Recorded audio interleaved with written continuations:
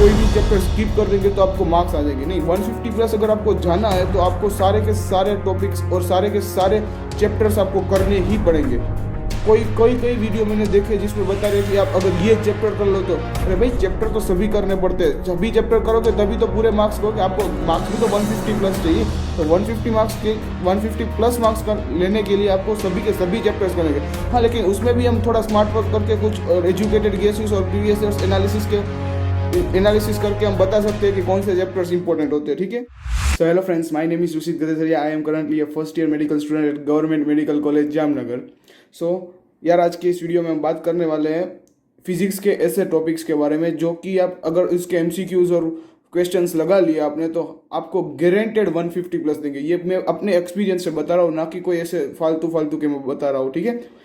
इस वीडियो में जो बताए गए सारे टॉपिक्स अगर आपने कर लिए, सारे के सारे टॉपिक्स और उसके सारे के सारे कंसेप्ट आपने क्लियर कर लिए, तो अब मैं गारंटी के साथ कह सकता हूँ कि आपके 110% 150 प्लस मार्क्स आएंगे नीट फिजिक्स में। ठीक है। तो ये जो चैप्टर 1 है उसको आप तो स्किप ही कर दो। ठीक है, वो कोई ऐसा इंपॉर्टेंट नहीं है, स्किप करना है। ठीक है। अगर चैप्टर 2 में बात करें तो चैप्टर 2 में कई सारे इंपॉर्टेंट चैप्टर्स है जहाँ से हर साल क्वेश्चंस आते ही रहते हैं। उसमें एक होगा ये चैप्टर 2.6। ठीक है, 2.6, और उसमें खास करके एक्यूरेसी और प्रिसाइजेंस के डिफरेंसेस ये दो टॉपिक्स में बार बार क्वेश्चंस आते रहते हैं। इसमें पूछते रहते हैं कि एक्यूरेसी क्या है, प्रिसीजंस क्या है, कौन सा वैल्यू मोस्ट एक्यूरेट है, कौन सा वैल्यू मोस्ट प्रिसाइज है, और एरर्स इन मेजरमेंट, ये भी मोस्ट इंपॉर्टेंट टॉपिक है। ये इसमें भी बोलते हैं पॉजिटिव एरर को क्या कहते हैं, नेगेटिव एरर किसे कहते हैं, जीरो एरर किसे कहते हैं। दूसरा टॉपिक है सिग्निफिकेंट फिगर्स, फिर से वही मोस्ट आईएमपी टॉपिक। हर बार चांस होते हैं 90% क्वेश्चन इस टॉपिक से आए, सिग्निफिकेंट फिगर से, और उसमें सारे के सारे सिग्निफिकेंट फिगर्स आपको बताने होते हैं। कई बार उसके मल्टीप्लिकेशन पूछ लेते हैं, कई बार उसके डिविजन पूछ लेते हैं, डिवीजन के बाद कितने सिग्निफिकेंट फिगर्स हो गए, वो सब। ठीक है। और लास्ट में 2.10 ये topic dimensional analysis and its application. ये आपको ये टॉपिक है ना, जनरल टॉपिक है जो आपको पूरे 2 साल के टाइम पूरे टाइम आपको काम आएगा। ये टॉपिक आपका अगर इसका बेसिक्स और इसका कंसेप्ट आपको क्लियर होगा तो आप सारे के सारे ऑलमोस्ट सभी के सभी फॉर्मूलाज डिराइव कर सकते हो। ठीक है। अब आएंगे मोशन इन स्ट्रेट प्लेन के बारे में। उसमें average velocity and average speed ये टॉपिक, ये इसमें कई बार घुमा के क्वेश्चन पूछते हैं, जैसे सर्कल दे दिया और सर्कल में पूछ लिया। ठीक है। दूसरा है kinematic equations for uniformly accelerated motion, और इसमें भी specifically motion under constant gravity, motion under constant gravity. ठीक है, जिसमें आप एक ही वैल्यू जी लेते हो, वो वाले क्वेश्चंस। ठीक है। और रिलेटिव वेलोसिटी भी मोस्ट इंपोर्टेंट टॉपिक है। इसमें आपको रिवरमैन प्रॉब्लम आपको मिलेंगे, और दूसरे होंगे बॉल्स वाले, जो दोनों साइमल्टेनियसली बॉल्स फेंकते हैं ना, वो वाले। ये क्वेश्चंस मोस्ट इंपोर्टेंट होते हैं। और मोशन इन प्लेन की बात करें तो उसमें होंगे vectors, yes, scalars and vectors का डेफिनेशंस और उसके डिफरेंशिएशन। ये वेक्टर्स तो आपको 100% आना ही चाहिए। क्यों? क्योंकि ये बेसिक्स है। ये सब वेक्टर्स और वो सब चैप्टर्स आपको हर बार पूछते रहते हैं। ठीक है। दूसरा है एडिशन सब्सट्रैक्शन ऑफ वेक्टर, वो सब कुछ नहीं है। रिजोल्यूशन ऑफ वेक्टर, वो भी इतना कुछ रिलेटिव नहीं। ये motion in plane with constant acceleration, relative velocity, projectile motion and uniform circular motion. ये चारों के चारों ऐसे टॉपिक्स है जो कि आपको सर्कुलर मोशन में भी तो पूरा काम आएगा ही आएगा, लेकिन बाद में आगे जाके भी कई सारे जगह पे कंसेप्ट होंगे। जैसे आपके 12th स्टैंडर्ड में फर्स्ट चैप्टर इलेक्ट्रोस्टैटिक्स हो गया, उसमें भी इसके कंसेप्ट्स कहीं की जगह पे यूज होते हैं। ठीक है। तो ये वाला चैप्टर भी आपके लिए, ये चारों टॉपिक्स आपके लिए इंपॉर्टेंट है। ठीक है। लॉज ऑफ मोशन, पूरा का पूरा चैप्टर, फुल चैप्टर सभी के सभी आपको करने हैं। उसमें भी conservation of momentum and circular motion, ये दो टॉपिक तो ऐसे टॉपिक्स है जो आपको हर बार 100% करने हैं। ठीक है। इसमें आपको एमसीक्यू लगाने, कंसेप्ट अगर नहीं आता हो तो आपको फैकल्टी से क्लियर भी करवा लेना। ठीक है। वर्क एनर्जी पावर में इसमें भी कई सारे इंपॉर्टेंट है। पावर हो गया, कोलिजन्स हो गया, and conservation of mechanical energy and work energy theorem, ये 4 टॉपिक्स। ठीक है। ये 4 टॉपिक्स आपको करने, इसमें भी बार बार क्वेश्चंस बनते रहते हैं। System of particles and rotational motions, इसमें सेंटर ऑफ मास के आपको वो जो बॉडीज वाले होते हैं उसको आपको कर लेना है। फिर है angular velocity and its relation with renewal velocity v is equals to omega r वाले क्वेश्चन, उसमें भी रिलेटिव वाले पूछेंगे आपको।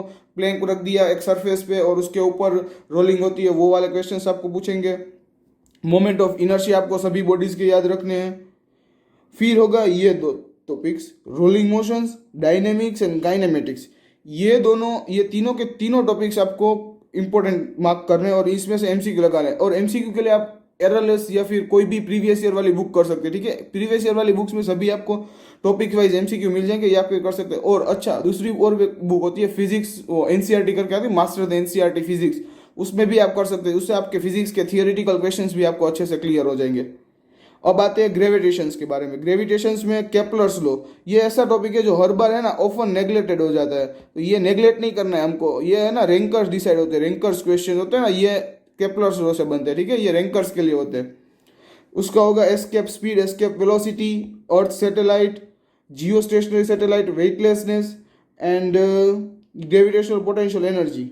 ये सभी टॉपिक्स इसमें से इंपॉर्टेंट है, ठीक है। इसमें से आपको बार बार एमसीक्यू पूछे रहते हैं, हर साल कोई ना कोई एक एमसीक्यू तो हो ही जाता है। अब आते हैं हमारे 11th के पार्ट 2 वाले एनसीईआरटी में, ठीक है। इसमें से अब जगह चैप्टर 9 में हो गए ये स्ट्रेस एंड स्ट्रेन का ग्राफ। हाँ, इस चैप्टर के ना ग्राफ्स बहुत इंपॉर्टेंट है, ग्राफ्स, ठीक है।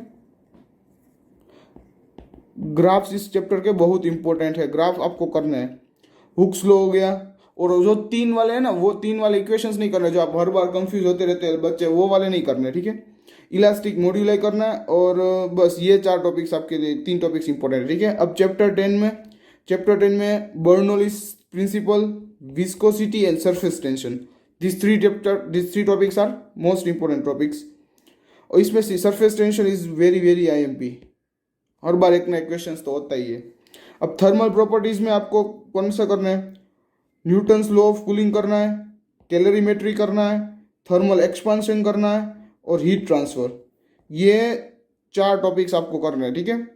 और इसमें अगर आपको रैंक अच्छा लेना है तो ये टॉपिक कर सकते हैं, रैंकर्स टॉपिक है ये। कौन सा वाला, measurement of temperature and heat, उसमें जो कन्वर्जन्स दिए रहते हैं वो, और वो सब दिया है इस टॉपिक में, ठीक है।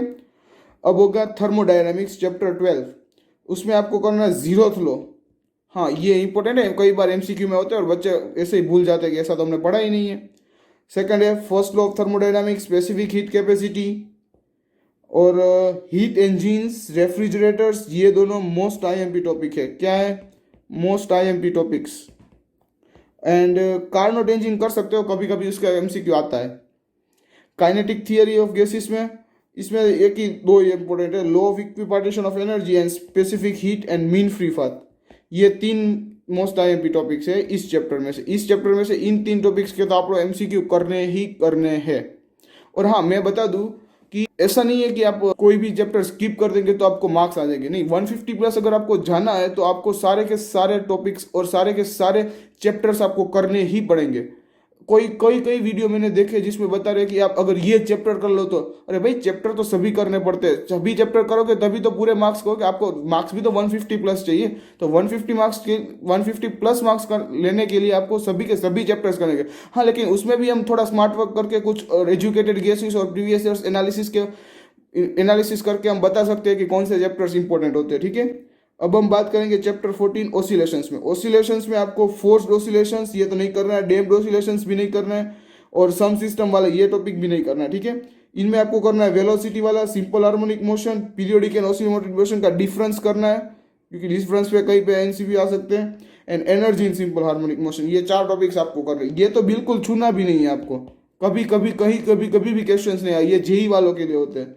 वेव्स, ये वाला इंपॉर्टेंट चैप्टर है, इसमें Doppler's effect, beats and reflections of waves, ये तीनों टॉपिक आपको इंपॉर्टेंट है। हाँ, ये मैं जो भी टॉपिक बता रहा हूँ आपको लगता होगा कि ये सब हार्ड टॉपिक्स है और हमारे यही टॉपिक्स नहीं हुए, लेकिन रैंक वही है ना, रैंक अगर रैंक चाहिए तो इसी चैप्टर में से होंगे, ये चैप्टर्स जो करके गए उसका रैंक तो पक्का ही। सो अब हम बात करेंगे क्लास 12 के चैप्टर और पार्ट्स 1 में, ठीक है। फर्स्ट चैप्टर इलेक्ट्रोस्टैटिक का, इलेक्ट्रिक चार्जेस एंड फील्ड, इसमें आपको करना है कूलम्स लॉ, इसका डेफिनेशन आपको पता होना चाहिए, इलेक्ट्रिक फील्ड के फॉर्मूला पता होने चाहिए, इलेक्ट्रिक फ्लक्स के फॉर्मूला पता होना चाहिए, इलेक्ट्रिक डाइपोल की इक्वेशंस आपको पता होनी चाहिए, और गॉस लॉ के एप्लीकेशंस बाकी है, एप्लीकेशंस एंड गॉस लॉ पूरा दोनों, ये दोनों इंपॉर्टेंट टॉपिक है। कंटिन्यूस डिस्ट्रीब्यूशन चार्जेस कर सकते हो लेकिन नहीं करोगे तो भी चलेगा। और हाँ, ये टॉपिक्स आपको इसमें इंपॉर्टेंट है। फिर chapter 2 electrostatic potential and capacitance, इसमें आपको इलेक्ट्रिकल पोटेंशियल, इसके सारे फॉर्मूलाज और इसका रिलेशंस इलेक्ट्रिक फील्ड वाले वो जो इक्वेशंस होते हैं ना वो आपको करने। Potential due two point charge नहीं कर सकते तो चलेगा, आप इक्विपोटेंशियल सरफेस कर सकते हैं, इसका एप्लीकेशन कि इक्विपोटेंशियल सरफेस से क्या क्या डिफरेंस हो सकते हैं, कैलकुलेशन में कैसे कैसे न्यूमेरिकल्स आपको सॉल्व करने में ईजी हो सकता है, ये सब करना है। Electrostatics of conductors most IMP topic है, ये बच्चे को हार्ड लगता है लेकिन क्या कर सकते हैं, आपको करना तो पड़ेगा। ये टॉपिक्स में से बार बार एमसीक्यू पूछते हैं। डाइलेक्ट्रिक्स है, कहीं से सब्सटेंस के डाइलेक्ट्रिक्स को भी आपको याद करने पड़ेंगे जो एनसीईआरटी में दी है, ठीक है।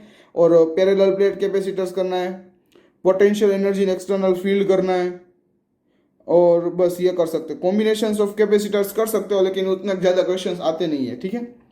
करंट इलेक्ट्रिसिटी में Ohm's law most IMP topic है, ओम्स लॉ, ठीक है। फिर हो गए रेजिस्टिविटी ऑफ वेरियस मटेरियल, वो जो टेबल दिया है, टेबल करना है आपको, ब्लू टेबल, ठीक है। Electric charge power, Kirchhoff's rule, Wheatstone bridge, meter bridge, potentiometers, cells EMF and resistance and ये पांचों के ये चैप्टर है ना, ये चैप्टर वैसे कर दो कि मोस्ट आईएमपी है। सबको इस चैप्टर से कम 4 to 5 एमसीक्यू आते ही आते आउट ऑफ 45 एमसीक्यू, ठीक है। तो ये चैप्टर्स तो आपको करना ही करना है, ठीक है। अब बात करेंगे chapter 4 moving charges and magnetism, उसमें आपको करना है motion in the magnetic field, वो जो पार्टिकल इलेक्ट्रॉन प्रोटॉन कुछ भी डाल के मोशन वो करना है। Ampere circuital law and its application, solenoid and toroid, ये इंपॉर्टेंट है। मूविंग कोयल गैल्वेनोमीटर, ये तो भाई साहब मोस्ट आईएमपी टॉपिक है, इसमें से तो क्वेश्चंस आने का बनता ही है। और बायो-सवर्ट लॉ, यस, इसका एप्लीकेशन भी आपको करना है, एनसीईआरटी में दिया होगा आपको, ठीक है। मैग्नेटिज्म एंड मैटर में बार मैग्नेटिज्म ये सब नहीं करना है। Earth's magnetism, all 4 are most IMP, all 4 most IMP है, ठीक है। आपको पांचों के पांचों करना है। अब बात करेंगे ईएमआई में। ईएमआई वाले चैप्टर में मैग्नेटिक फ्लक्स, लेंस लॉ, उसका वो जो एमसीक्यू के लिए ये Lenz law important. Eddy currents के एप्लीकेशंस एमसीक्यू में बहुत आते हैं, जो 4 एप्लीकेशंस दिए हैं, ब्रेकिंग और वो सब। एंड एसी जनरेटर नहीं करना है आपको, ये मोशनल इलेक्ट्रोमोटिव फोर्स आप कर सकते हो, उसमें वो रोड वाला केस होगा, वो सब आपको करना है, ठीक है। अल्टरनेटिंग करंट में आपको एलसी ऑसिलेशंस, ट्रांसफॉर्मर्स एंड ये तीनों, और हाँ ये तीनों टॉपिक और ये सब ये इंपॉर्टेंट है, ठीक है। और हाँ, पावर फैक्टर का फॉर्मूला ये भी इंपॉर्टेंट है, आपको पावर फैक्टर का फॉर्मूला कई बार पूछते हैं। अब इलेक्ट्रोमैग्नेटिक वेव्स, देखो ये चैप्टर है ना पूरा एमसीक्यू बेस्ड है और पूरा का पूरा आपको पढ़ना पड़ेगा क्योंकि इसमें कहीं से भी बीच में से एमसीक्यू आ जाते हैं, तो ये चैप्टर तो एक बार पढ़ लेना, ठीक है। अब हम बात करेंगे क्लास 12 के पार्ट 2 में, ठीक है। रे ऑप्टिक्स, भाई साहब ये मोस्ट आईएमपी टॉपिक है, most IMP chapter topic, sorry chapter. इसमें से तो कम 4 to 5 एमसीक्यू, ये जो करंट इलेक्ट्रिसिटी वाला है ना उस जैसा ही है। करंट इलेक्ट्रिसिटी में तो 6 एमसीक्यू भी कभी कभी आ चुके हैं। इसमें total internal reflections, optical instrument, most IMP topic. Optical instrument सभी के सभी आपको करना है, microscope, compound microscope and telescope दोनों, ठीक है, तीनों। रिफ्रैक्शन थ्रू प्रिज्म्स, इक्वेशंस आपको याद रखने हैं, इक्वेशंस मोस्ट आईएमपी है। रिफ्रैक्शन एट पेरिस, उसमें ये फॉर्मूला वाला जो था वो सब याद, फॉर्मूला इस चैप्टर के ना फॉर्मूला बुक बना लेना, ठीक है। ये फॉर्मूला बेस्ड चैप्टर है और उसमें ना थोड़ा कंसेप्ट भी है, लेकिन फॉर्मूला अगर आपको याद होंगे तो चैप्टर पूरा इजी रह जाएगा। वेव ऑप्टिक्स की बात करें तो हाइगन्स प्रिंसिपल इंपॉर्टेंट है और डिफ्रैक्शंस इंपॉर्टेंट है। पोलराइजेशंस ठीक है उतना इंपॉर्टेंट नहीं है लेकिन कभी कभी आ सकते हैं। और हाँ, ये coherent and incoherent additions of wave, ये चैप्टर ये टॉपिक भी आपको करना है। अब ड्यूअल नेचर ऑफ रेडिएशंस में बात करें तो photo electric effect most IMP है। फिर आइंस्टाइन्स फोटो इलेक्ट्रिक इक्वेशंस जो E=mc² वाला था। डेविसन एंड जर्मर एक्सपेरिमेंट नहीं करोगे तो चलेगा आपको। And wave nature of matter, ये करना है, ठीक है। ये 3 टॉपिक्स आपको इसमें इंपॉर्टेंट है। अब एटम्स में बात करें तो इसमें डी ब्रोगलीस एक्सप्लेनेशंस ये करना है आपको। फिर एटॉमिक स्पेक्ट्रा करना है आपको। बोर मॉडल करना हाइड्रोजन एटम के लिए, वो जो रेडियस, वेलोसिटी, वो सब इक्वेशंस है वो, ठीक है, तो ये चैप्टर में ये 3 टॉपिक है। लाइन स्पेक्ट्रा ऑफ हाइड्रोजन भी कर लेना, वो भी कभी कभी पूछते हैं। अब चैप्टर 13 में बात करें तो उसमें है रेडियो एक्टिविटी, वो जो डीके वाला है ना, ये तो करना ही है, ठीक है। Nuclear energy, nuclear force and Mars energy, ये चारों के चारों टॉपिक मोस्ट आईएमपी है, मोस्ट आईएमपी टॉपिक्स है, ठीक है। सेमीकंडक्टर और मटेरियल्स डिवाइस वाले में तो ये चैप्टर थोड़ा हार्ड है, लेकिन कोई बात नहीं, बच्चों को परेशान करता रहता है, लेकिन ये इसमें भी एमसीक्यू आते हैं। इंट्रिंसिक और एक्सट्रिंसिक सेमीकंडक्टर, पीएन जंक्शन पे आते हैं, सेमीकंडक्टर डायोड्स पे भी आते हैं, और बस ये लॉजिक गेट्स, हाँ लॉजिक गेट्स करना मत भूलना, ठीक है। मोस्ट आईएमपी है लॉजिक गेट्स। अगर कुछ इस चैप्टर में पूरा ना करो ना तो सिर्फ लॉजिक गेट्स तो करके जाना। लॉजिक गेट्स में आपको डेफिनेटली एक एमसीक्यू तो मिलेगा ही मिलेगा, ठीक है। सो ऐसे हमने सभी के सभी चैप्टर्स के देख लिए। पार्ट 1 भी देख लिया क्लास 11th का, पार्ट 2 भी देख लिया, क्लास 12th में पार्ट 1 देख लिया, क्लास 12th में हमने पार्ट 2 देख लिया, ठीक है। तो ये सारे के सारे चैप्टर्स हमारे लिए बहुत इंपॉर्टेंट है, और ये सभी के सभी टॉपिक्स हमको करने, और अगर आपने ये टॉपिक्स सभी के सभी कर लिए तो I will guarantee that you will definitely score 150 plus in the NEET 2022, right. और हाँ, अगर आपको 150 करना है तो उसके लिए डिटर्मिनेशन की रिक्वायरमेंट होती है। डिटर्मिनेशन कब आता है? जब आपको एक थॉट हो, आपको एक पहले से कॉन्फिडेंस बिल्ड करना पड़ेगा कि नहीं मैं भी 150 प्लस ला सकता हूँ।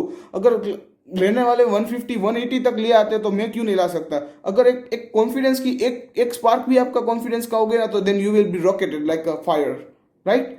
सो ये टॉपिक्स आप मैंने बताए वो कर लेना, और मिलते हैं अगले वीडियो में। Stay curious, bye.